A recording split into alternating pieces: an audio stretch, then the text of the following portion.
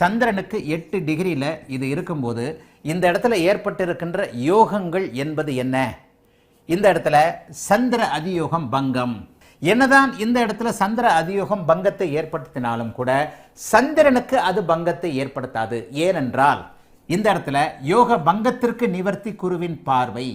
யோக பங்கம் அறிவது எப்படி? சந்திர அதியோகம் இந்த இடத்துல பங்கப்படுவதை போல தெரிந்தாலும் கூட சந்திரன் உண்மையிலேயே கிரகண தோஷத்தில் வானத்தில் அன்று உண்மையிலேயே கிரகணம் இருந்தாலும் கூட குருவின் பார்வை என்பது இந்த யோக பங்கத்தை கண்டிப்பாக நிவர்த்தி செய்யும் என்பதால் இந்த இடத்துல புதனும் சுக்கிரனும் அதியோகத்தில் நிச்சயமாக இருப்பார்கள்.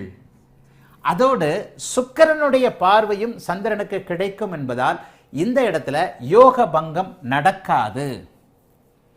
இந்த இடத்துல யோக பங்கம் நடக்காது. சரி, ஆனா சூரிய தசையோ சந்திர தசையோ எல்லாம் சின்ன வயசுலேயே முடிஞ்சு போகுது.